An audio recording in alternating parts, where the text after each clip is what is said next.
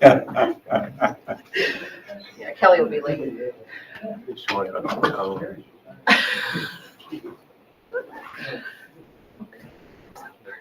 And it's all Brandon for the work session. I'll call to order the work session. First up, we have Brandon from the Career Center. There's nothing else I can see for the entire hour. You have it's all Yeah, you, it's my all friend. you. It's wonderful to see everybody. Good evening. Most of you guys know I'm not too familiar with what I was here at. Thanks for having me, really appreciate it. I had asked Dr. Tallheimer a couple months ago, where I'd actually been sharing with him some concerns I had with the Career Center as far as in access to programming, facilities that we currently have in place, and how we continue to serve the volume of students that are requesting programs. I have the pleasure of also sitting on the key committee during the feasibility, and so I'm privy to those conversations and I hear them. So I know that there's parameters that are laid out, but I think it's also to ensure that we are as transparent as possible when we share this information, so we can look at the impact it has not only on our enrollment, but what it has on our graduating cohort for Elkhart High School, regionally, the impact it has when we can serve students, and really just to try to get information out there and field any questions that you have. Okay. So, I was here last year, we made a presentation. I included just a very little bit of that in the beginning to kind of make sure that we're all on the same page and kind of set the table and then move into it. So just a broad overview. If you don't know about the Career Center and what we do, we are one of the 6 largest CTE centers in the state of Indiana. I would biased would say that we are the premier CTE center here in northern Indiana. We offer over 28 programs. I should have updated my number, pardon me. Last year was our 50th anniversary, and just this most recent year, we moved enrollment over 1,200. It was around 1,250 students. We've seen a steady increase over the last 3 years of those enrollment numbers.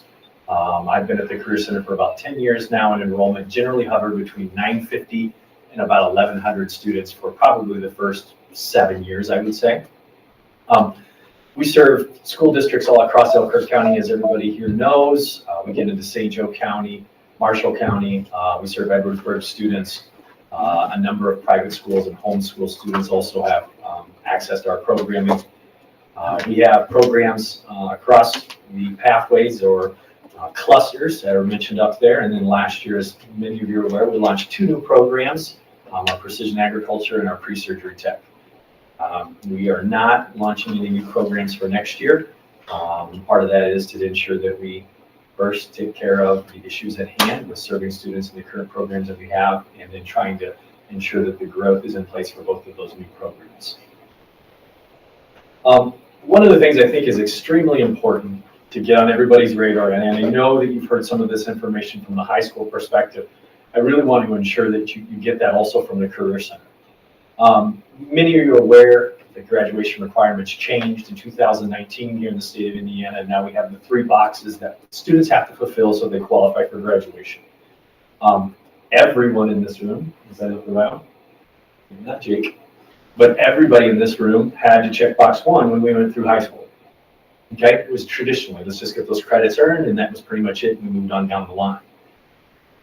At one point, the state determined that the I-STEP test wasn't the best measure of preparedness for college and careers. And so as they have done away with the test being the one piece, they've looked at 2 other variables to measure that preparation. The second box, that employability skills box, can be fulfilled in one of 3 areas. 3 areas are listed up there, and the one that's most notable is project-based learning. This has been a focus of the Career Center for well over 10 years. It's something that's mandatory across all of our programs, not just projects, but true project-based learning. And the reason why we continue to make it mandatory is because it's one of the boxes we can check off for graduation for those students that successfully come and complete that task with a C average. The work-based learning, we should be pretty good at that, right? That's what we do at the Career Center. And our work-based learning comes in multiple formats, whether it be traditional internships that are going out, pre-apprenticeships, job shadows that prepare students during that junior year and some in their senior year. But then we also have school enterprises. So those enterprises that we have within our school, Mr. Gortney is a perfect example. Mr. Gortney is our instructor for our motorcycle and small engine program. He takes work in from the community, and we work, our students are the ones that are responsible for working with that customer, writing up the service order, doing the actual work, recording that back out. Those hours also count for work-based learning. Counting all those hours is extremely important for the student's graduation status. Once you achieve 75 hours, you know that you can check box 2. So if a student wouldn't be successful with that project-based learning for one reason or another, we know we can check that box with work-based learning. We have between, I would say, 200 to 350 students each year that are participating in work-based learning, and it's something that we'll continue to push. The last one I think is extremely important to focus on, because this is where we are seeing that many of our schools are really focused on the Elkhart Area Career Center and ensuring that they're sending students there to check that box. With the difficulty in navigating box 3 for the high school setting, many of the students are not prepared to take one of the exams, whether the SAT or the ASVAB. They may not be in dual credit courses in the high school setting, and so they look to the Career Center to check this box 3. And so with the box 3, we actually can fulfill 3 of the 9 options in that space. The first one is the easiest, in my opinion, and it's the slam dunk no-brainer. If a student can come in that first year and carry a C average throughout the duration of the year, they are what we would call a concentrator in career tech ed world. That's all they need to check that box 3. But for our programming and our goals at the Career Center, that is not enough as far as in establishing rigor and outcomes for students. So we also have a strong focus on the state recognized industry certification.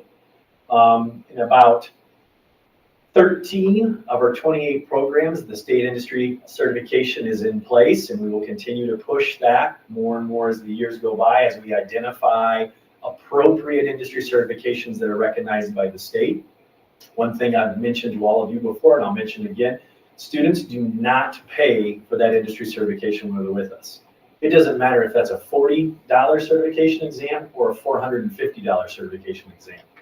We ensure that we set aside funds to cover that cost, because we do not want families or ascending schools to take on any more financial burden for our programs. The other piece is the 9 or more dual credits in a pathway. 26 of our 28 programs have dual credits embedded. All 26 of those 28 have at least 9 dual credits. This is extremely important for those programs. Their students are looking to go on to post-secondary. They're going to want to transfer those out to lessen the amount of time that they're going to be enrolled, and obviously offset that financial piece. Any questions about that box 3 piece and how we work to satisfy those outcomes? Do other career centers, do they pay for the state recognized industry certification? Say that again. Do other career centers pay for the industry? They do. Well, I see it more often in career centers than I do in the high school setting. So, we have career tech ed programs at the Career Center, but all of our high schools have career tech ed pathways also. It's a necessary vehicle to get students to graduation. Unfortunately, many times in the high school space, the only thing that they focus on is that CTE concentrator piece. They don't necessarily focus on the industry certification, because many times your instructor also has to be certified in that area. So if, for example, if we're going to be in a robotics program and we want a student to get a FANUC operator certification, we have a certified instructor that can offer that, right? The dual credit one is another one. Many times they don't go through the credentialing process of getting those instructors credentialed to offer the dual credits. So really at the high school space, for the most part, it's the concentrator status and status only. Therefore, we're always looking to push the boundaries and ensure that when students come to us, they're getting the best possible educational opportunity for our region. These are the impacts, things I want to make sure that is out there and in front of you. The CTE concentrator need is a very balanced, it's like a delicate balancing act that we're facing right now. Why I'm saying this is because as applications are coming in, and I'm talking to Mrs. Garcia this evening. Mrs. Garcia is one of our counselors. She's lead on enrollment. And right now, we're going through the application process, the initial round, and part of the application process, we have a rubric where we score students. And there's a statement that we ask them to include. Many times we want to know, what is it that you want to pursue with this? What is it that attracted you to our program? What we're seeing is that students are saying, I need to graduate, not I have an interest in firefighting. There is nothing wrong with that. But what you see is that it's going to create some challenges with motivation and continuing to get students to follow through. And you also then, when you have capacity issues, how do you balance those? Right. So if we have more needs for a program than slots available, are we supposed to be giving preferential treatment to concentrators for graduation? Or are we supposed to identify the best candidate for the program? And that's one of the challenges that we're going to continue to face. And it has really become more glaring, I would say, Jennifer, what do you think, the last 2 years at least? The last 2 years, you think you've seen more in the concentrator piece? Yes. So that's one thing. The second bullet, I think, is very telling for our own school district. We polled our school districts to find out what percentage of their cohort, their graduating cohort last year, were CTE concentrators that came through the Career Center. Over half of Elkhart High School's graduating class earned that status, that graduation status, by coming through one of our programs. Obviously, we want to be able to serve as many of our Elkhart High School students as we can. But once again, the selection process does not have any bias in it. There is no names attached to that process. It is scored. A student from Concord has just as much right to access programs as a student from Bremen or Elkhart. And so I put that out there because that challenge is one that will impact our district if we have students that are applying from Elkhart High School that maybe they are not scoring out on those rubrics like other potential students can. So an extremely important challenge to keep an eye on. The third bullet is when we begin working with students that aren't motivated either, and I'm not dismissing that and saying that's a problem. We're public school. We take students. That's our goal. And we serve as many students as we can. But when we have students that are there specifically for concentrator status, we have to really crank up our intensity to ensure that we're monitoring that student throughout the year so that we keep them above that C average. I mean, that's our goal. The last thing we want to do is get through a semester and find out we have a student who has failed a semester, because now that pathway is gone. If you have a failing grade, you're obviously not going to have a C average for the semester. And now the high school has to now pivot, generally during their junior or senior year, and find another graduation pathway for that student. So with that increased support, I'll be bringing to the board here in a few weeks an ask for us to have the ability to bring on two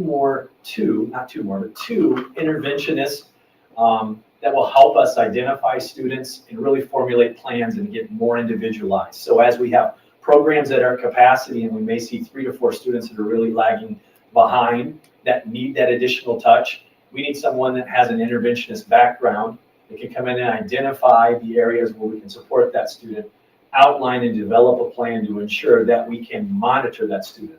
They will work directly with our at-risk team who already monitors it all, but that at-risk team is like counselors, ESL, SPED, so not necessarily have the same skill set as an interventionist, but that's something I wanted to make sure that we see.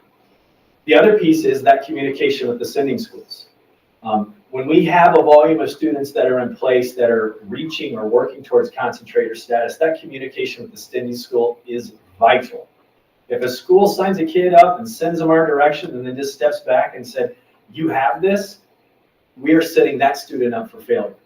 There are so many variables when a student leaves their home school and comes to the Career Center that you need to have high levels of support. For example, we have a sending school partner that we have a monthly meeting that we check in on every single student that they have enrolled, and they have 160-ish or so this year, 160-ish or so this year. And it is a priority of that school. Now, do we have to talk about all 160 kids? No. But Mrs. Garcia brings a list with all of the grades and attendance for all 160 to put it on their radar, highlighting those students that we need to talk about. And at the same time, that sending school partner swaps information with us to help us ensure we know how to best support them if there's issues there. Yes, sir. So there's different levels of communication with the sending schools. Has to be. How do you handle a sending school that is really not willing to communicate, doesn't engage in the process? I think your statement was, we're setting the student up to fail because it's such an integral part of this concentrated program. I kind of equate it to when a kid shows up late for practice under the age of 16 and can't drive. Is it the issue with the kid or the parent, right? So is the issue with the kid or the school? And how do you handle that? Well, as an educator, I'm not going to say it's an issue with the student. That's a young person. Correct. Okay, That's, and it's our job, that was right? my point. The easy answer is, first, our counselors are always the lead folks with that, because that's where most of the communication happens. But if the counselor isn't responding or engaging in that, counselors generally bring it to my attention, and I, myself or Mr. Sassman, try to work through the principal. That's about as far as we can go. We reach out to parents in those situations also, and sometimes you get parent support, but we all know some parents aren't that active in the student's education. And so it becomes a real challenge. And the concern that I would have with that is that if they're not responsive, their school district has already paid for that kid to access a program, and they're not being supported. So we set them up for failure. We throw a slot away from another student who could access that. That's a concern, because especially we talk about maxed out programs, and we're going to have students in there that aren't supported and are not motivated. We've taken opportunities away from others. Okay. One of the things that I'm extremely proud of is our retention rate. We've always hovered above 88% retention, meaning those juniors that want to come back for their senior year programs. That, in my opinion, is an extremely important facet, and we outlined the bullets there. For the student, max benefits at the Career Center are being there for 2 years. Many of the programs are going to end in that industry certification. Some of them are going to end in that post-secondary credential. It's going to also then have the work-based learning. Those are all of the benefits to the student. But let's talk about dollars, because sometimes dollars are what we need to hear. Every CT program has a dollar value that is assigned to it. Those are CT reimbursement dollars that get sent back to that sending school. So when kids come to us, say the kid comes from Northridge, he's enrolled in a program, there's a dollar amount tied to that program. That dollar amount gets sent back to Northridge to help offset that tuition. That's a great thing, okay? We have one of the top 10 highest tuition rates in the state, by the way. So it's one of those things that needs to help offset that.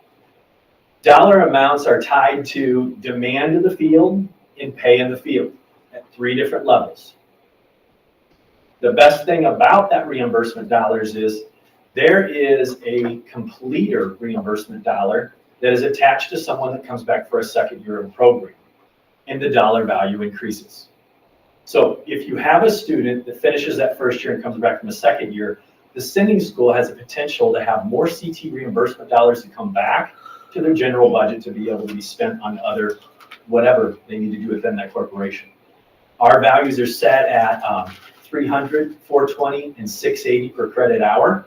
Obviously, ours are 3 credit hour classes. So at that highest level, we're just under 2,100 for what that student's being offset. That 680 turns into 1,020 per credit hour during their senior year. So over $3,000 that would come back to that. If we are putting students at the Career Center merely for concentrator status, schools are missing out on a large lump of money that could be coming back their way to offset that. That's a concern. On the bottom there, then I list what are the benefits for the sending school to not send a kid back to the second year. First is, obviously, they don't have to pay that tuition. We're right around $5,000 a year for tuition for our programs. Is it high? Yes, it's high. But do I think it's worth it? Absolutely, I think it's worth it. The decrease in tuition is just the one piece. The CT reimbursement dollars is the other piece. Here's the piece that really eats at me. We many times train a student so that they can go into work-based learning during that second year. Now in certain situations, we're training students that stay at their home school to go out to work-based learning in a trade that we've taught them. That's a problem, okay? And that competition will continue because there is such a focus on work-based learning across the state, and especially in our region. So those are things to consider when we look at the graduation pathways and impacts that we have. Any questions about any of that stuff before I move on? I threw this up there last year. I wanted it updated again so you can kind of take a look at the numbers. And as you can see, there's been a steady rise over the last 3 years. I will note that both 2020 and 2021 and 21-22 were significantly impacted by COVID. And the next screen will show. These are the applications that we received in the last 4 years. This is a combination of first year and second year students. The 1599 would have been those as we are coming into that second year, whatever we'd like to call it, of the pandemic. Jennifer, what, 250, 300 kids we lost in about a week? Because we didn't offer virtual classes. You don't offer virtual classes in career tech ed. That's not a thing. So we lost about 350. The following year, it was very similar. A lot of folks were still leery about school, leery to come to the Career Center. And so we didn't get those students, although they had applied in the spring and one thing changed or another. 2022-23, still difficult to talk about. Our enrollment was at 1250. We had a change at the state level that required Career Center and the high school to be on the same server. That created a bunch of technology issues that we could have never forecasted. And so we had inaccurate numbers through second, third week of school at least. Almost October, meaning that we didn't have accurate rosters. We may not have kids in the right section or the right session. When that happens, our counselors have a backfilling, a wait list process at the beginning of the year where we start to backfill spots in so we can continue to enroll kids for about 10 days into the year. We couldn't do that. So that 1251, I think it said, that should have easily been 1,350 kids.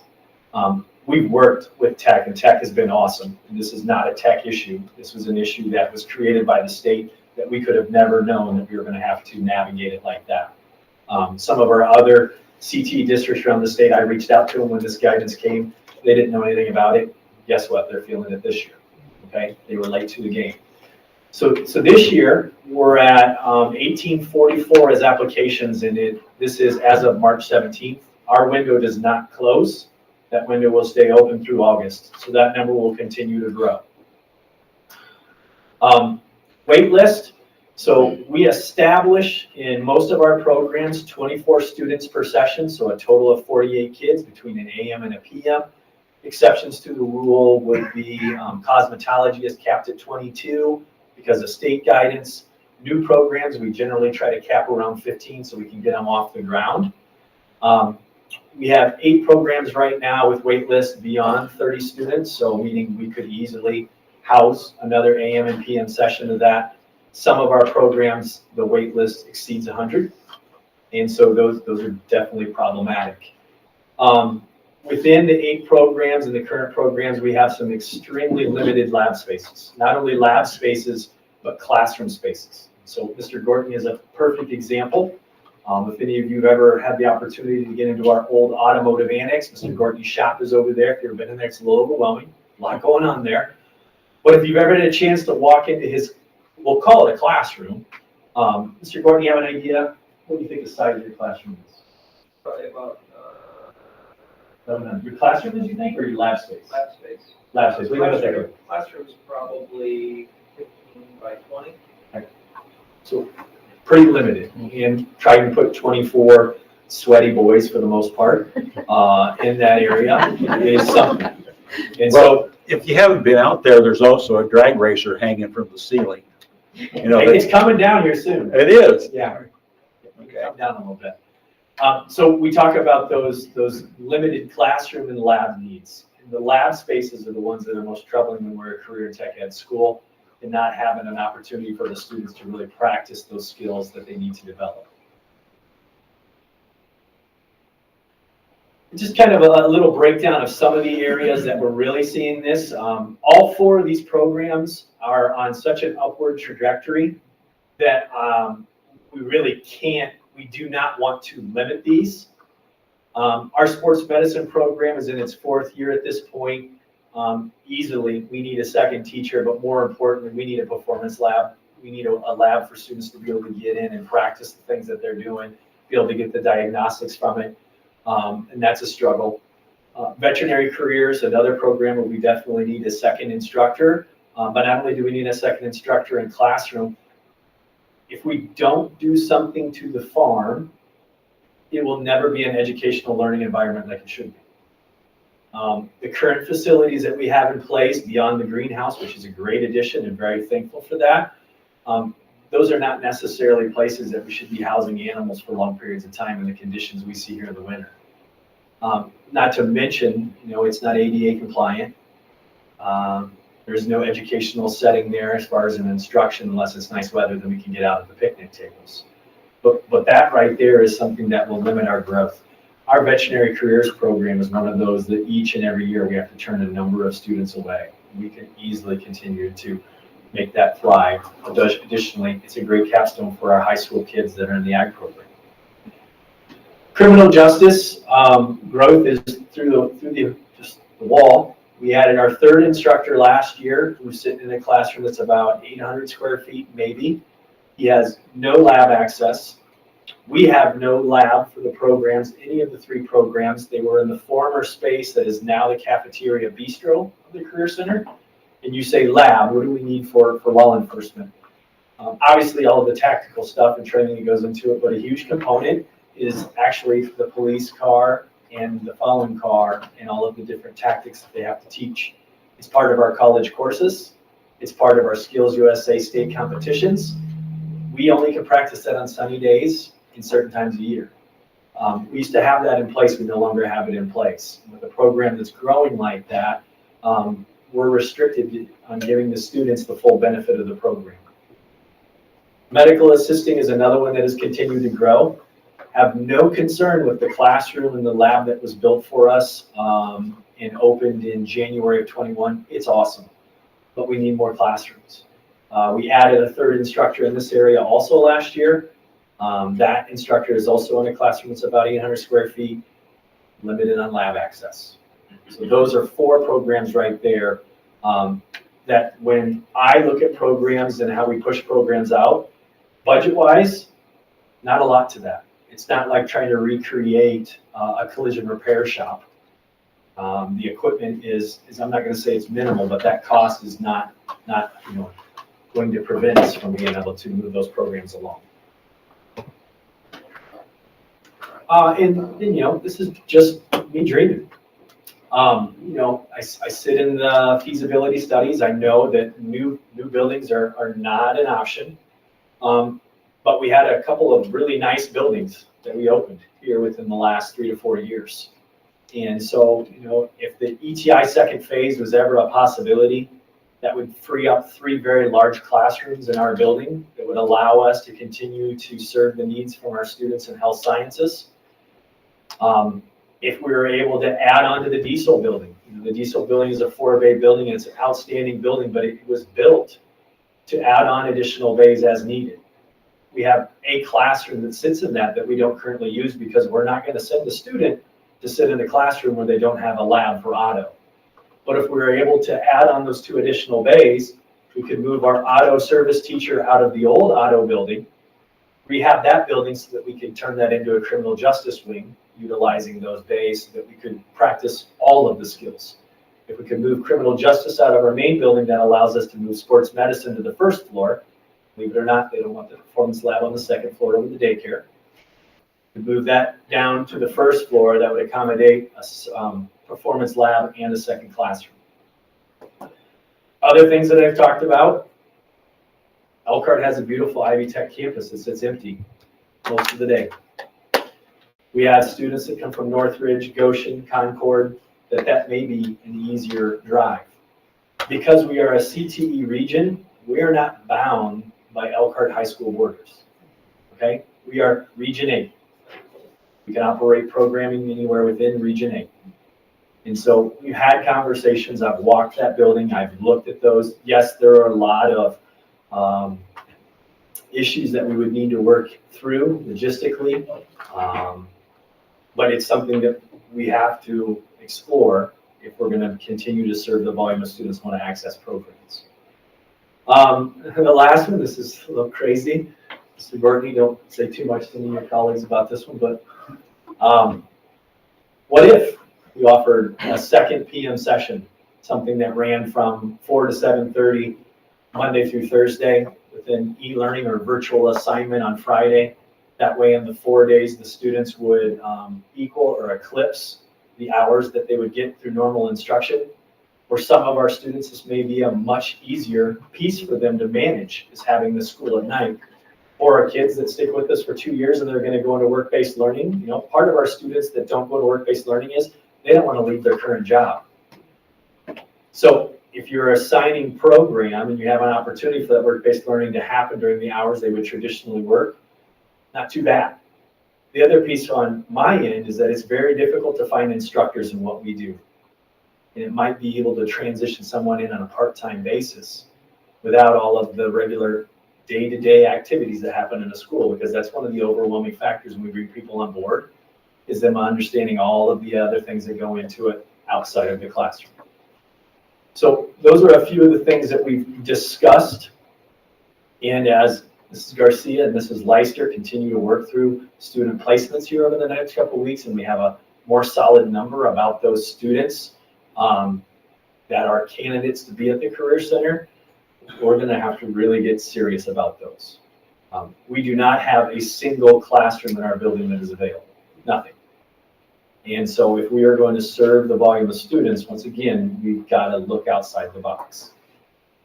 Before you move forward, I have some questions about this. Ask all kinds of questions. So the first one, because I have questions about each one, the second phase of the ETI building, is that something, I don't know if you can answer this, that was already part of our strategic plan to do outside of the feasibility process? Was this something already in? Yeah, I wouldn't speak to it being part of the strategic plan, but I know I was part of the initial ETI phase, and I know the plans that we had worked through, the things that we wanted in that building, the programs that we wanted to be able to fulfill.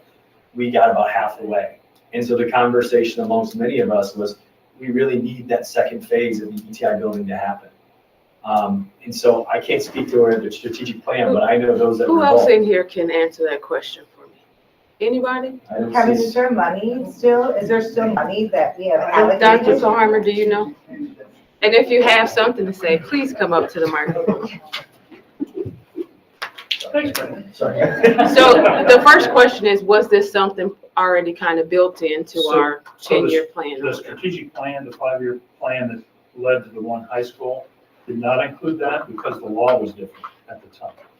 When the strategic, and Mr. Weaver can speak to this, when the strategic plan was approved, the non-controlled project threshold was only $2 million. That's why, as we looked at trying to go to one high school, why there was conversation about converting this building with a $2 million bond to make it into classroom space. That's why we were looking elsewhere. The law changed that amount to $5 million. And then we had folks that, as you know, there's a name on the side of the building. Folks came to us and wanted to donate money towards that project. And so we borrowed $5 million and we received $1 million from Lilly funding. And then we, $500,000 from the Community Foundation, a couple other large donations led to a $10 million pot that allowed us to build the building the size it is. Did we want a bigger building? Yes, but a bigger building would have led to a petition of remonstrance or a referendum, depending on the dollar amount of the building construction. And so really, it was an evolution from the 5-year strategic plan and all the projects that we did leading to one high school. With the law changing and it took so long for all of this to develop, it really turned into something different that we never dreamed about an ETI building when the board approved the strategic plan those years ago. So is that? It does. So now I have a follow-up question. If we were to, it will probably be for both of you, so don't go away, Kevin. If to add any additions on, is it adding to what we already have, which would be a renovation, or is it building a separate new facility? Which one would it be? Both of those are renovations as I would propose it. Neither Okay. of Yeah, those buildings. So when this building went up, when the ETI building went up, we knew that we had space, we intentionally placed it so that a second half or however much addition could happen down the road, but that would come from the direction of the Yes. board. So How So- much space is there? Is there a large enough space that you can actually build the athletic center on top of it, which would house what you need for kinesiology? So could you make that even bigger? Like, That's a separate. Yeah, that gets a little bit. No, more it- complicated. So the footprint that athletics was talking about is too big for that addition. that's- What okay, he okay, needs, for what that the high area, school okay. and the career center need for classroom space okay, is roughly doubling the length. that of would it. fit in that Without the spot, glass that- box. Okay, Could fit in that spot. okay. So So we that could was add my that. main Okay. clarification. It's a renovation, not a separate. It's a renovation. view. Okay. Okay. My next question is, when you're talking about the Ivy Tech Elkhart campus and you say it's sitting empty, can you, like, I don't understand what that means and where They is it don't have located? students. So there are classrooms, many At the Ivy classrooms Tech on, that off, sit empty. Yes, and I've had On 18. multiple On conversations 18. with the chancellor of that campus about facilities and walked it so I could get an idea, taking a look at those things. And so, when you say it's empty because they don't have the yeah, most of their enrollment? classes are in the evening. They have very few offerings during the day. So do we already currently have a partnership where we can utilize those buildings? Or are you saying get a new Haven't even partnership? explored it. I've Oh, talked okay. about it with a few people, and I know I they have see. some questions about it, but. Look, Doug is It's just gonna take itching time to to say make something. Here's what I can tell you, at one Doug, point in scoot time, over. we did Scoot over. have, Thank at you. one point in time, Auto Tech did have a satellite program at the old Ivy Tech campus in the industrial park. So we have had an arrangement like that in prior years. That's when we built the Diesel Tech building, and also when we made the addition to the old Auto Tech building, we brought everything onto this campus. But, so the concept has been in place in the past, and I don't see a reason why we couldn't continue to explore it again in the future. And the adding the bays would also be a renovation. To the building on County Road. Yeah, Yes. so that would be a And renovation that also. also was part of the discussion when we went through that process and built the buildings. The building out there is it had space to add on to the south end of the building and add bays, so. Renovations is the key word. Absolutely. Key word is renovation. I heard that last night. Yeah. So Yeah, in addition, okay, then, go ahead. my last question is about the PM classes. Since getting instructors or certified license, whatever the term is difficult during the day, why wouldn't that be the same issue at night? So my thought is maybe those folks that are leery and don't know if that's the leap they want to take, maybe they're more comfortable with doing that on a part-time basis, instead of taking it on full-time. So maybe they have a career that they're exploring leaving, and they want to know if this education piece is something that's verifiable. We also have instructors that are instructing in other school corporations that are looking for opportunities with the Career Center. And we are not going to obviously send our folks on down the road, but this may be a good way to get them into the fold and have them kind of on the back burner and something will become available. So you see this time frame as not being a conflict to their daytime job?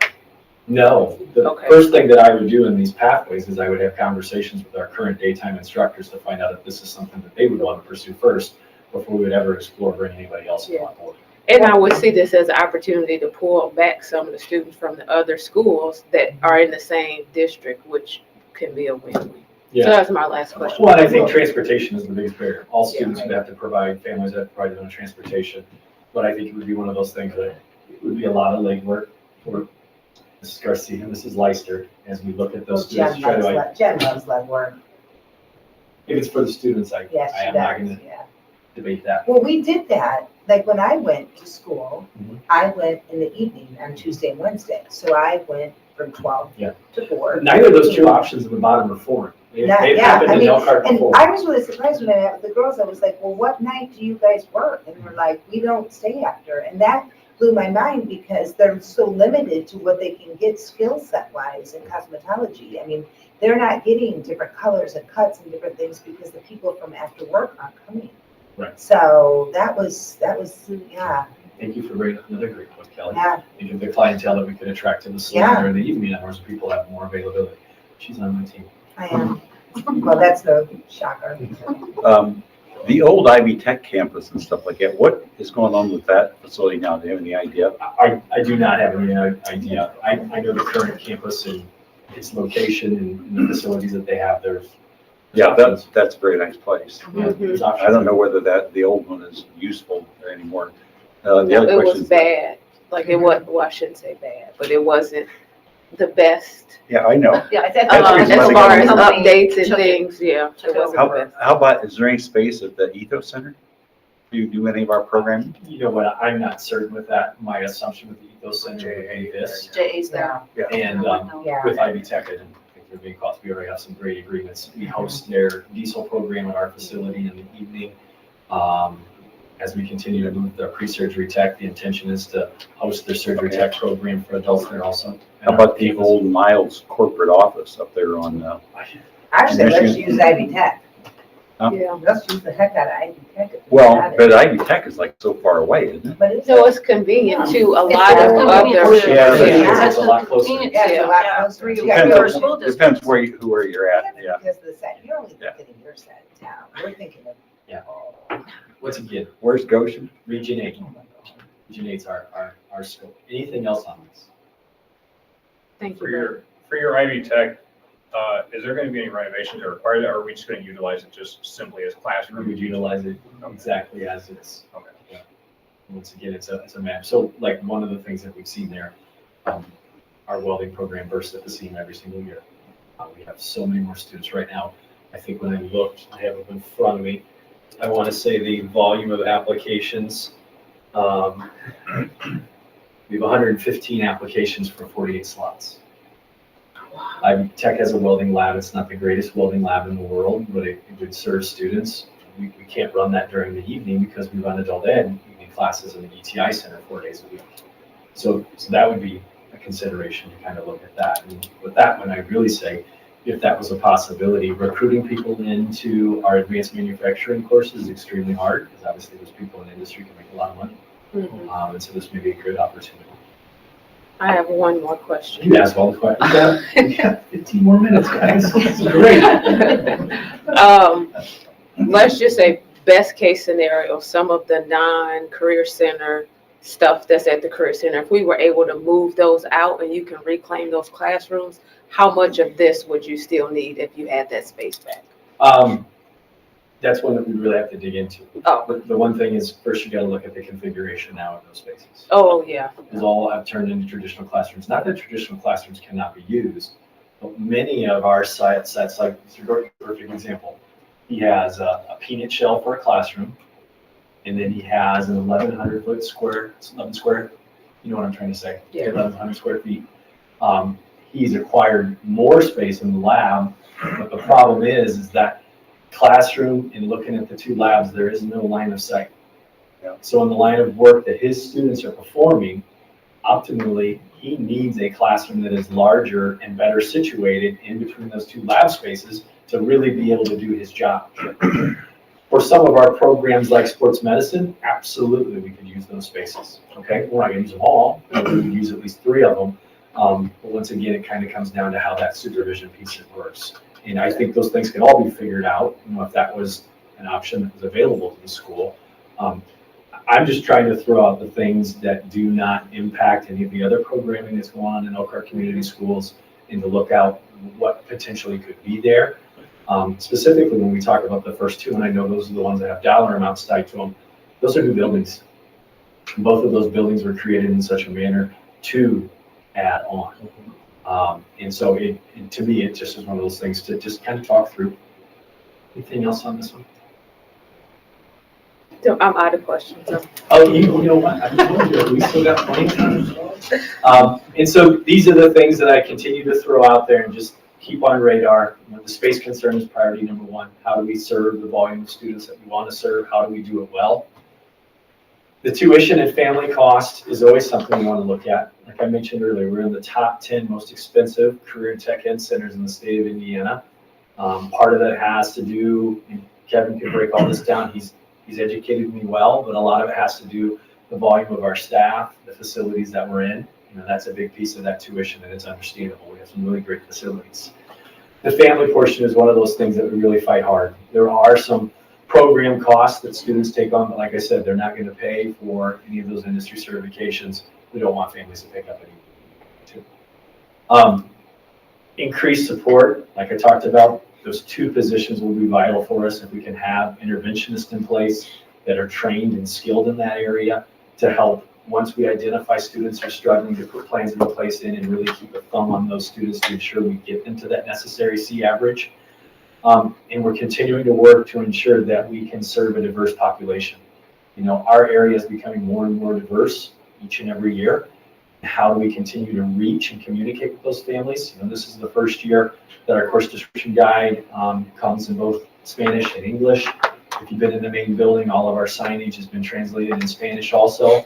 And we're going to continue to push out as much as we can to connect with our Latino population. But we also need to be mindful of all of the other demographic areas that we have within our school to ensure we reach those families and get those students and programs to know about our opportunities. Industry competition is a very real thing. We have a lot of valuable people that are in our buildings that could take a job anywhere else with their skill set, presumably make more than what they make at the Career Center. I could walk it down the hallway at about every program and say that for the most part. So how do we continue to ensure that Mr. Sassman and I are doing the best that we can to create a positive culture and ensure that folks want to be there for our students? It's an additional piece then when we try to go out and recruit new teachers or add them, there's going to be that competition piece. High school pathways, folks, this is something that, you know, every high school is silly if they don't have a minimum of 5 to 7 internal CTE pathways, and many of them will far exceed that. You know, I could go to Penn, and my guess is they probably have nearly 20 pathways, but that volume of students, they should have 20 pathways, right? But the thing is what we're going to see in these high school pathways in some of our courses, they're easily duplicated because they don't require large, expansive labs with equipment. So how do we ensure that our program that can be duplicated is being delivered at a much higher level with better outcomes for the students in those programs? And once again, I turn around to the points of Mr. Gortney, that are the rarities in our area. How do we ensure that the highest quality is there in place with the best lab setting so that students want to continue to access those programs? And the last piece, and I don't know how many of you are aware of this, but there are Career Center projects in the works in both St. Joe and Marshall. I've had communication with both principals of Penn and Mishawaka talking about the St. Joe project because they've been approached by those folks that are organizing that, trying to recruit them to their center. Same with goes with Marshall. I had conversations with Bremen. Bremen is the only Marshall County school that is currently not going to access that new center. So there's a lot of local pressure. So how do we continue to make sure that we're serving those schools the best that we can? And part of that is ensuring that when they're sending quality candidates, that we're able to get those students into programs. I have a question. Can I ask a question? The Concord built something too, didn't they? Yeah, so with the high school pathways, to my knowledge, we have 3 that have just happened here within the last year. And I want to make sure I'm very clear about this. We actually talked about this at our staff meeting this morning. In both Mr. Gordy and Ms. Garcia said, I want to be there in support. If there's any questions, by all means, I would love you to ask questions about enrollment to Mrs. Garcia, about space issues with Mr. Gordy. They can speak to it much better than I can. So yes, you know, the first one I'll bring up is the Goshen one. It was, you know, the bomb dropped about a month ago when they announced they were going to close Chamberlain and it was going to be a career center. It's not a career center, folks, okay? It's a building that folks back here, hopefully all of us up here, know that they have to hold on to, okay? So how do we repurpose that? We'll call it a career tech ed center because that's something that is obviously very appealing to the public right now. So my guess is I don't have too much concern about that. It's going to be one of those things where I wouldn't know how they would sustain the programming. I don't know how they would equip those spaces, and presumably there would have to be some type of renovation. So programs that they have, maybe it's just an extension of those. Maybe they had a couple. Concord had a new wing open, I believe at the beginning of this year. That seems about right at the beginning of this year. And it just continued to push out of their digital 4.0, their construction trades, their advanced manufacturing. So programs that they already had in place, it was additional place. That, from what I understood, was a phase 2 type of thing. They knew they were going to do this, and they spread it out, if I'm correct, over 3 years. And And then just most recently, Northridge just secured a $70 million grant to support $7 million. Seven. Say It's like Easy. seven. Move that zero. I know, right? Well, you get So one anyway, for us. $7 million project for manufacturing 4.0. So something that they've been working on for some time to continue to push out.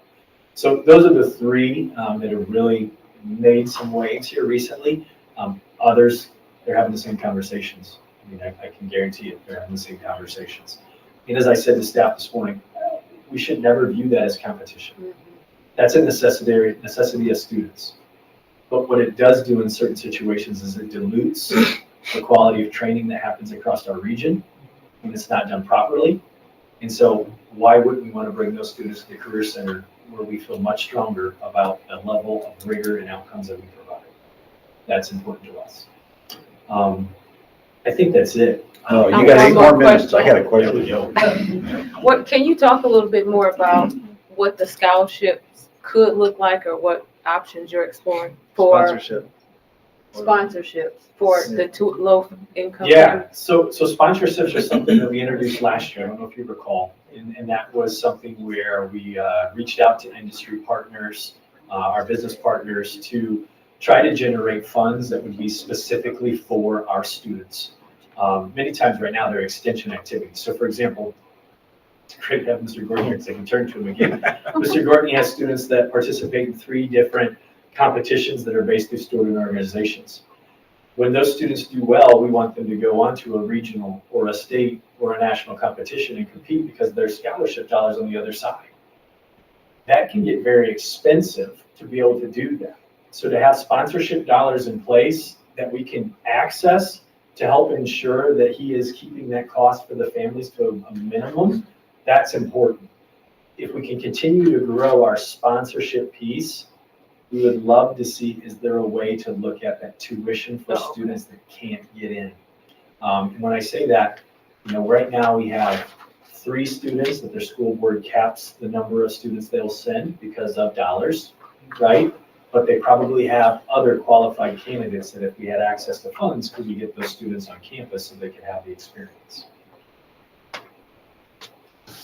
And I was late, so I may have missed this, and I want to try to ask it without being, offensive or anything, but we have a waiting list for a lot of our programs. And are we putting, with the way that the state manipulated things with CT hours or using the Career Center, are we putting students in spaces that other students would really benefit much more from them so that we can produce a graduation rate versus really educating children and putting them in the places where they need to be, which is causing us to have a waiting list?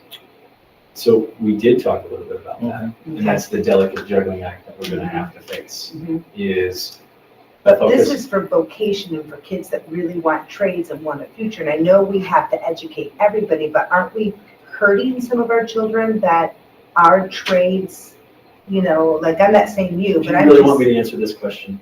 Yeah, I do. Absolutely, I we're do taking want away to from get some into of our that, students that 'cause want to that's how access I those feel. programs. And I'm getting frustrated for you guys. But we have to be careful, because Right. also concentrator status and using CTE for a graduation pathway is a very necessary vehicle. Right. And so how do we balance it? So we catch them prior to their junior year so that we don't have to really put them in a situation.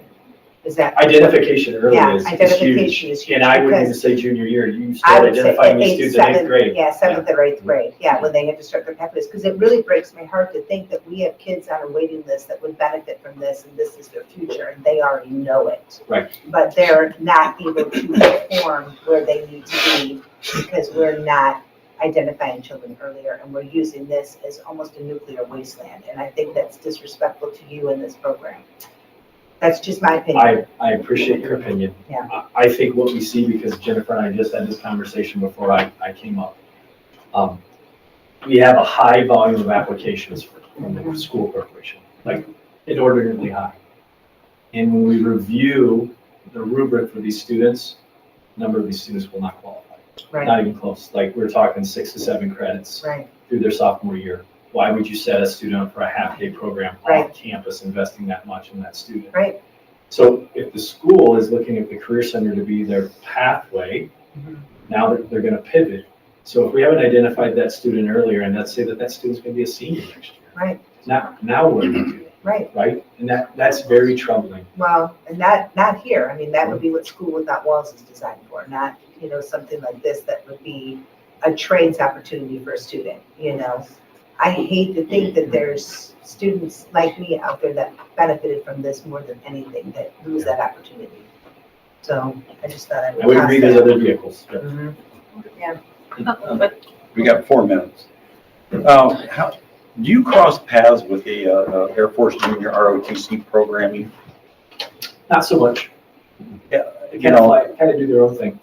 That's right. And so anyhow, and I don't think that we pay enough attention to that program, because that program, I think, is doing some extraordinary things with students out there. And, in our planning, we need to take into account those 2 instructors and also their students, the spaces, because the last time I seen the space, they were working out of the big gymnasium over here back in the corner. I mean, it was kind of a dungeon, to say the least. That was my impression of it. So we need to remember those instructors in that program. I would agree with you. It's difficult to run high-quality programs when you're space limited. Because, for sure, they could use a 3rd instructor. I think they're slotted for one, which they don't have and have not had for several years. So, okay. Brandon, if I could ask a new guy question here. Do we have any type of data that tracks when somebody goes through one of the Career Center programs, what their post-ECS engagement is? Do they pursue a career based on what they learned in their time at the Career Center, or do they engage in post-secondary training? Yeah. Actually, that's one of there's 11 indicators that were measured by the state. And that is actually one of the indicators. It's follow-up data. And really in those surveys, you're looking at, did you continue in post-secondary training in that pathway? Are you working in that pathway? Or are you in the military? The problem with that data as of right now is it's all District 8. So if you are a concentrator and you finish your concentrator at Northwood or the Career Center, it's all lumped into the same thing. So internally, we've been trying to figure out what is the best way to continue to survey and track those people, so we have our own numbers, because it's extremely important as we continue to look at this piece to pull it through. So yes-ish, I would say, is the answer, and we're working on improving that. And following up on that, do we have any type of placement resources that we can offer our students as they're, once they become certified or graduate? Absolutely. So, we have 2 people on staff. One is a career coordinator that handles all of our business partnerships and work-based learning and does a huge part in organizing our internal career development activities. One of those activities is our mock interview day that is followed up by next Tuesday, our career day. So we'll have 80+ employers in there, so they have that opportunity to interface, like, hey, here's my skill set. Many of them have already interacted during that mock interview, so you already have a kind of a pulse for who those students are. And then we have other coordinator that really looks at the education component to ensure that we're offering the maximum benefit across all programs and ensure that those offerings stay current. So yes, we have things in place, career fair, college fair, things of that nature. We did it, guys. Yeah, thanks. Anything else? Nice job. Just real quick to speak to Jeff's question. I graduated in 2004. I attended the Career Center both my junior and senior year, and I continued into the welding course for 18 years, I want to say. And the only reason I kept going to the high school was because of the Career Center. So I know it's working wonders, for sure. And now I'm here, so. I appreciate that very much. too. Appreciate that. My son. My daughter too. We should, I'll host an alumni party. We definitely should. Yeah. Is there any other questions or comments? Okay. Is there any questions or comments from the audience for Brandon? All right. Meeting adjourned. We'll take a 5-minute break before the board meeting.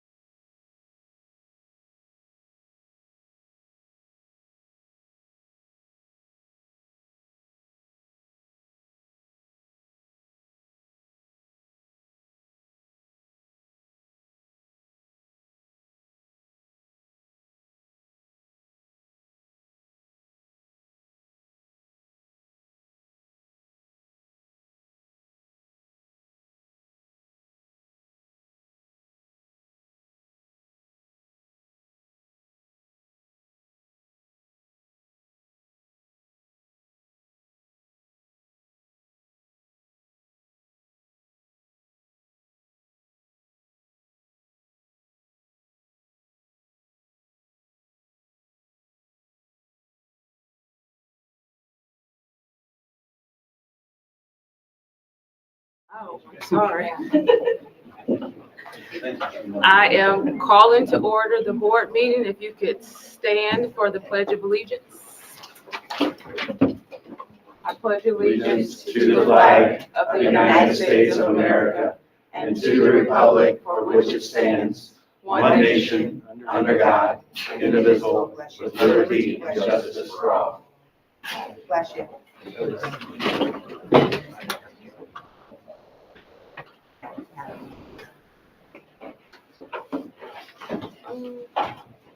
Jeff, do you want to read the Elkhart promise? The Elkhart Promise. Every student is known by name, challenged and supported by highly effective staff, and in partnership with the community will graduate career college ready and life ready. Thank you. So at the end of the meeting, you will have the opportunity to speak if you choose to. Door is holding up. Please fill out that form. You have 3 minutes at the end of the meeting. You also will have an opportunity to have questions or comments after each agenda item. So I will offer that opportunity after each one. So up first, we have a moment of pride. Lindsay Brander, do you have something for us? I do. Real quick, I just want to say this before we start, if you don't mind me, I'm so sorry. But like how we did the last time, like, could we just take like a little moment for another loss of another one of our babies? So if we could just take a moment of silence just to, pray, do whatever it is that reaches your soul, just in a moment for another loss, for another one of our little children in our school system.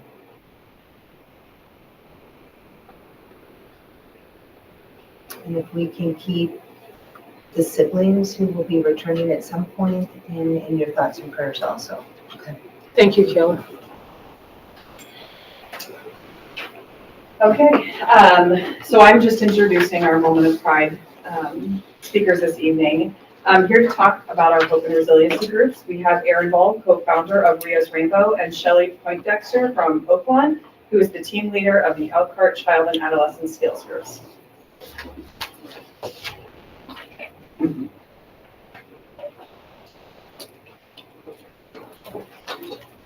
Thank you, Lindsay, and thank you, Kelly, for that. Good evening, board members and guests. Now, this past 13 months, an amazing group of parents, children, and community members set out to accomplish a goal. It was a goal that would require work, sacrifice, empathy, and patience. The goal was to build a strong, resilient community in Elkhart County and Elkhart County schools and beyond. This community absolutely answered that call. Rio's Rainbow has spent countless hours, weeks, and months eating, sleeping, and breathing, providing safe places to gather and come together to accomplish our goal. In November of 2022, we as a community took that first big step. We as a community raised over $20,000 to bring a program to our two of our three middle schools at Northside and Pierre Moran in honor of Rio Allred. That work produced Building Hope week by week. The work is not done. It may never be done. It probably won't be done. But Rio's Rainbow won't be either. We will keep working to provide anything we can that will help our community's children and families. We are proud of our kids who participated in Building Hope week by week in our schools. We are proud of the parents who wanted their children to participate in Building Hope week by week in our schools. We are proud of the collaboration and effort between Rio's Rainbow, Oaklawn, Elkhart Community Foundation, and especially the Elkhart Community Schools to make this happen, but most importantly, we are proud of Elkhart County. I would now like to introduce Shelley. She's been doing a lot of the work with our kids in these schools, and she will share some of the details and highlights of our community's program, Building Hope week by week. Thank you. Well, thank you for having me. I'm a little nervous. What you have in front of you is really a summary of what we've been doing this school year. And it's been a pleasure to be collaborating with Elkhart Community Schools to be able to do this and Rio's Rainbow. So it's just been a really, really nice collaboration. Yeah, so we were able to collaborate to do groups in the middle schools, and we did that with a number of partners. And so this school year, we started, I think we started groups in November.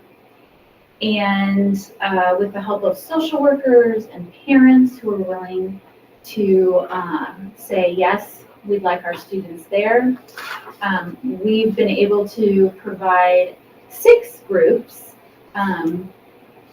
throughout the school year.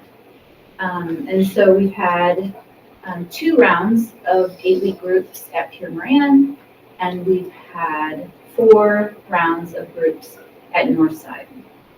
And so our focus has really been on the concepts of hope and resiliency. That's what we've wanted to focus on. Our goal has been to provide positive, safe environment for these students to come and for them to build their social emotional skills and to build connections with each other. So our groups have run 8 weeks long, and we meet once a week for an hour. And I have 2 wonderful staff that have been actually doing the facilitation of the groups. And so they are experienced, and they've been working with youth for a long time, and they have helped me to build up the type of curriculum and skills that we feel are essential to thinking about this concept of hope and resilience. So just to give you a little idea of some of the topics that we've covered in that time, we worked really hard at the beginning just to help students understand what is this definition of hope and what does it mean for you? Because hope can mean so many different things to so many different people. And it was really neat to see how the students responded to that.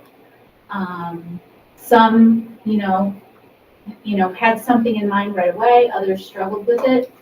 And then we talked about resiliency. And resiliency is kind of a broad term. It's kind of what is resiliency? If I'm a 7th grader, what does that mean? So we worked at really defining what those terms meant in the beginning.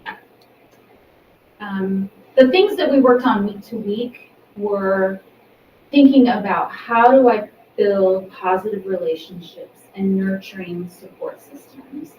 Because in order for us to thrive, we need to have those nurturing, engaging, connecting support systems with us. So what does that mean for each student? We also concentrated on the concept of belonging and again, what does that mean for each individual student? We worked at decision making. How do I make hard decisions? How do I even think about decision making? I mean, that's a skill. That's a skill on its own. Problem solving and decision making. So we worked a lot on those things. We also focused a lot on building self-confidence. How do I, as a middle school student, have enough confidence in myself to make good decisions, to reach out to my support systems, to think about what do I need to be resilient and to be hopeful. And then we kind of finished up with a lot of review, and we wanted students to really think about, at the end, how is hope and resiliency powerful in my life, and how can I, leave this group with some tools in my toolbox that will hopefully, advance my success, wherever that be. So we did do a little bit of data. We wanted to collect a little data to see if, is this helping? Are students learning things? So we used a children's hope scale. And we did a pre-test and a post-test just to gauge kind of where they were at. By far, we had more students who felt like they had gained knowledge and tools. We had very few that sort of kind of stayed about the same, at the same place. We were able to impact approximately 25 students this year. We don't have our results from this second round of groups yet because we aren't done. We'll finish those in mid-May, but we're hoping to have the same result. So I always like to end with highlights because I think it's fun to hear from the students, and our social workers work really closely with us. So just some things that students said. We had a group of students who, at the end of group, were like, "This is the last group. Like, we don't want this to end. Like, can we do this again? Like, when is the next group?" So that was really encouraging. I was most proud that we got good feedback, that the students in the groups were building their own connections with each other. They felt like they were a community and that there was this cohesion among them. The other, a couple other things, students began to check in with each other in group, which was really, really nice to see. They were getting more comfortable with each other. They were supporting one another, encouraging one another. And then my favorite is that one of the groups at Northside came up with a code name, and I don't remember what the code name is. But it was sort of this code name that if they saw each other in the hallways, that they could say that to each other, and they knew what that meant. So that's what we've done so far, and we'll see what next year brings. But it's been a real pleasure to be able to do this with all our community schools, especially in the middle schools. Thank you. Thank you. I have a question for you.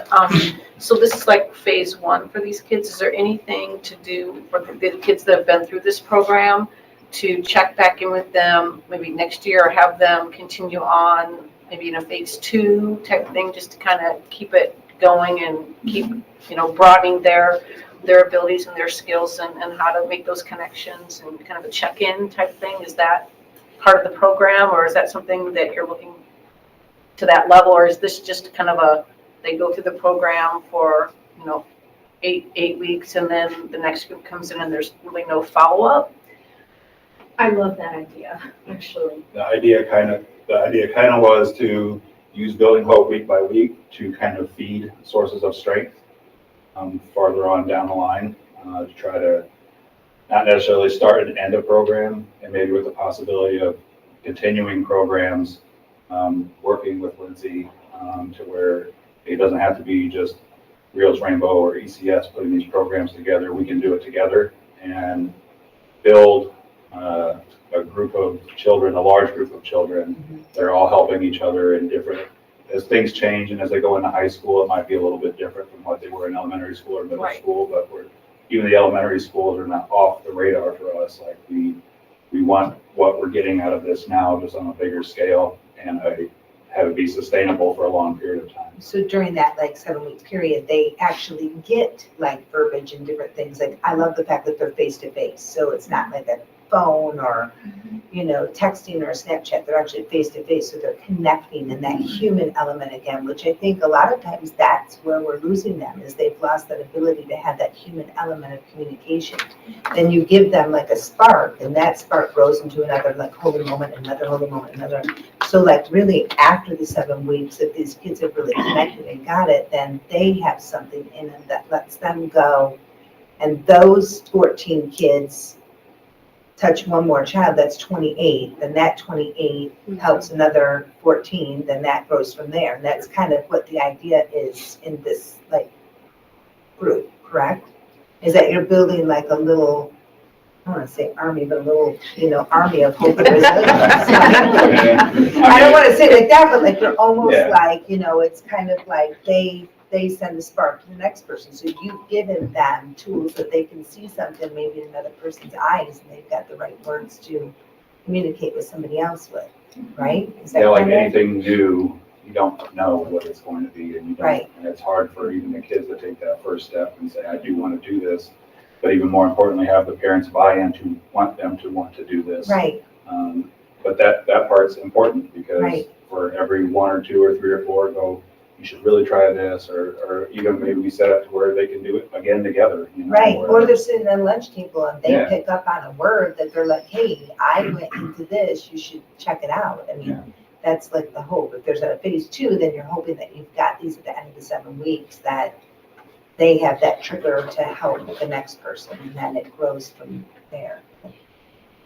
Yeah, to speak to your point, I honestly, we haven't thought that far yet, but I love the concept of taking those 7th graders, because at Northside, we did 8th grade and we did 7th grade. It just felt like we had enough youth that we could kind of divide that way. And so moving those 7th graders kind of to a phase 2. Exactly. Yeah, Mhm. like feels really doable. Mhm.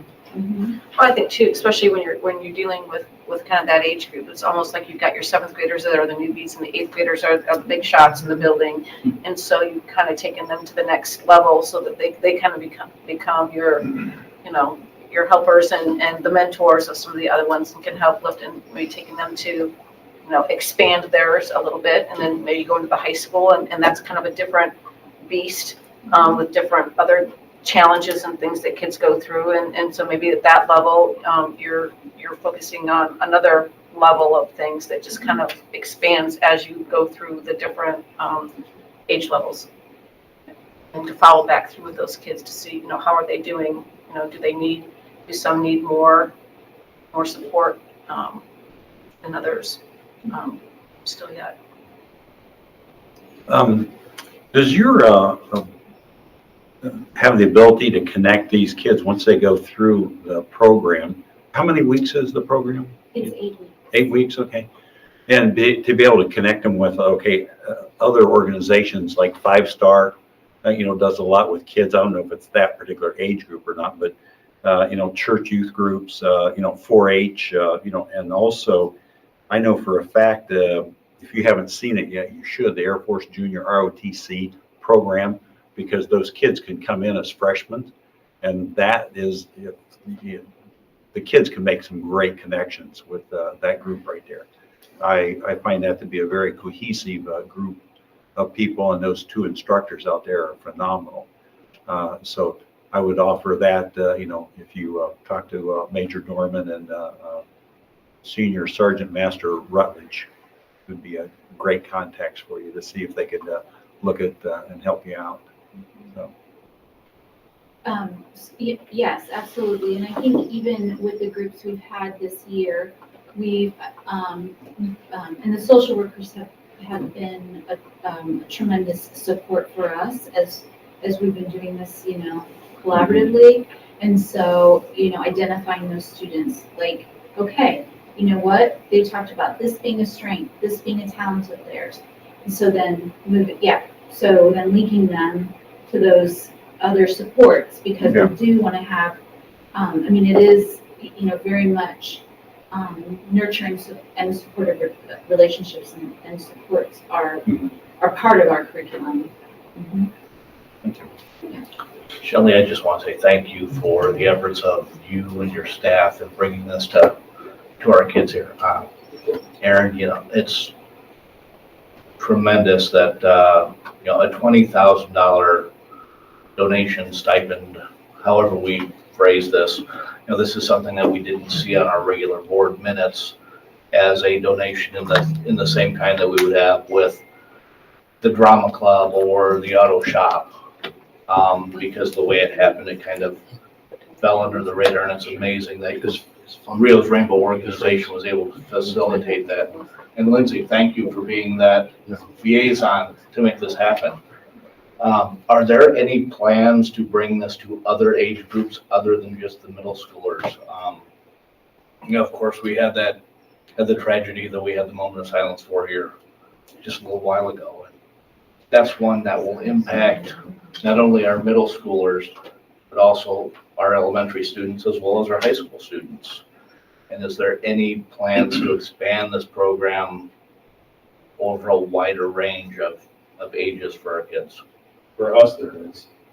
There's no reason to just sit on it as is and say this is the best we can do. So we have talked to, and Jesse have talked several times about the elementary kids need help too. And so as we build it and as we work with Oak Lawn and work with Elkhart Community Foundation and work with Lindsay and other people in the schools, then there's no reason to think that if we can't find a way to find alternate resources to keep facilitating this program, that Rios Rainbow can focus their efforts on the high school or the elementary schools and try to put something into that as well.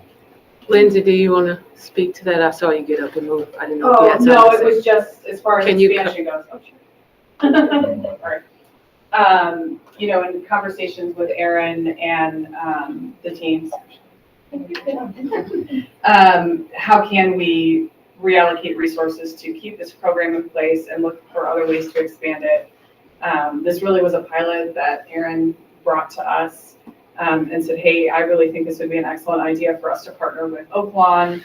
We do partner with Oak Lawn for other services, but not specifically this like skills-based groups. So it's been really successful. I feel like it gives our kind of talking about your community connection. Kids thrive in community and having connections within a community, whether that is like an Air Force J or RTC or a church group or something like that. And our middle school students just in general are very disconnected. There's just not a lot of things for middle school students to do in general. This provides an excellent opportunity for them to have that connection and have that special code and feel like they belong to a small community within their school. And so thinking and talking with Aaron and Rios Rainbow, how can we expand the program, but also allocate resources that we have available within our school district, funding wise, and then allowing Rios Rainbow to expand in other ways throughout the district.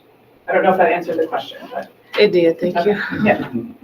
I would also say, Lindsay, this is probably something that would fit under the auspices of the community schools grant that could be done in those schools, 6 schools. So Yes. there'd be a ready funding source for that as well. Yeah. And it does fall under Project Aware as well, and we still have that grant for 3 more years as well. So we would be able to, through a variety of funding resources, especially, yes, this would very much fall under our full So service would community the schools other grant. schools fall under the Project Aware then? Because it's still so frustrating that only certain schools are part of that community grant. Yeah, and we have to name So- there are certain criteria for those schools to be Right. named in that grant, so we weren't able to name all of our schools. Right. But yes, Project Aware is for our whole district. So you're saying the community grant, you can only list so many? No, so, For the community Had to schools grant, there qualify. were 6 schools that were identified Okay. yeah. for that. Still There were specific criteria for that grant, but for Project Right. Aware, it is a district-wide grant. Okay. So we can use the full service community schools grant to fund the, whatever we happen to fund for those schools, and then use Project Aware funding for the rest of the schools. Yeah. Is there It's a any, game of chess when it comes to funding programming in education, I'm sure you're aware, so. is there any other questions or comments from the board? Thank Okay, you. thank Very you.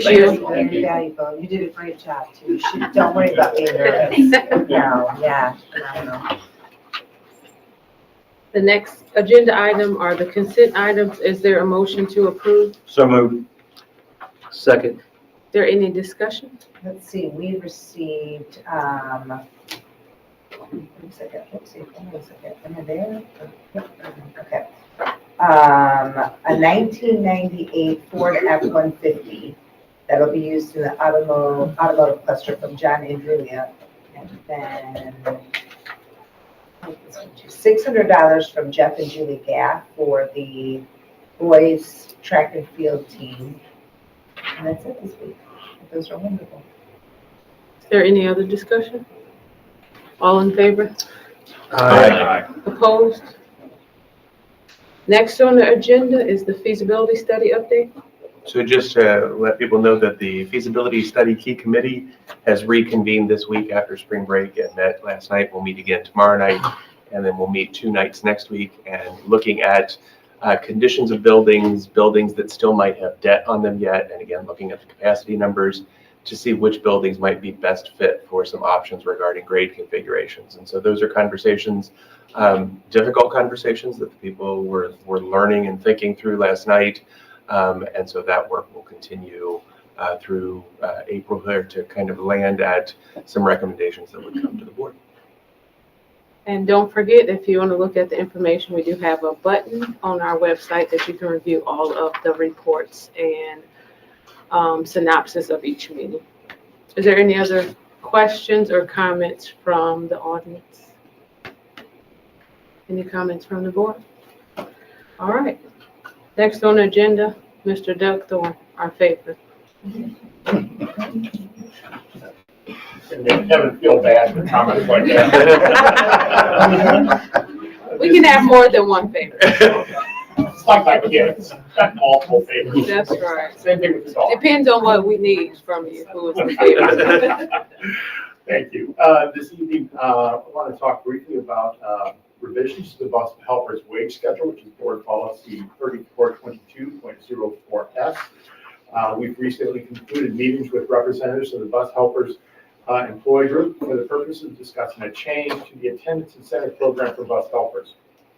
As a result of those discussions, the administration is recommending a phase out of the current attendance incentive program at the end of the current school year and implementation of the new program for the coming school year, which would be equivalent to the program that now exists for the bus drivers.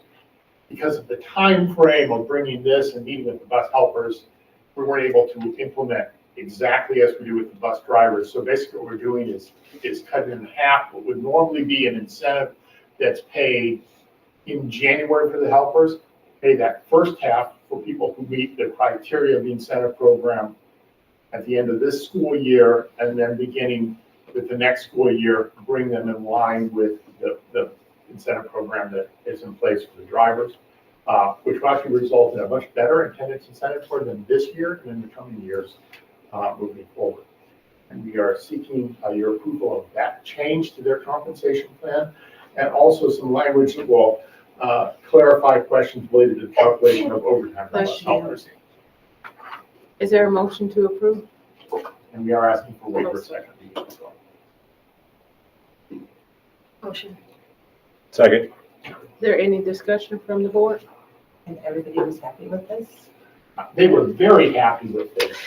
Yes. That's why you say that out loud. Everybody was happy with this. Okay. Kevin was happy with it, Tony was happy with it, I was happy with it, John was happy with it, and most importantly, the bus helpers were happy with it. Okay. Doug, you were supposed to say them first and then Yes, all of the rest that's all of right, you. we'll take it. I'll take it. I just wanted to hear it out loud. Yeah, they're happy. Yes. Is there any questions or comments from the audience? All right, all in favor? Aye. Opposed? Motion passes. And they'll be happier now that you've actually passed it. Dora, do we have any? What? We better write this on the calendar. No comments from the audience. Well, Dr. Tarn, do you have anything? No. Does the board have anything? Motion, good.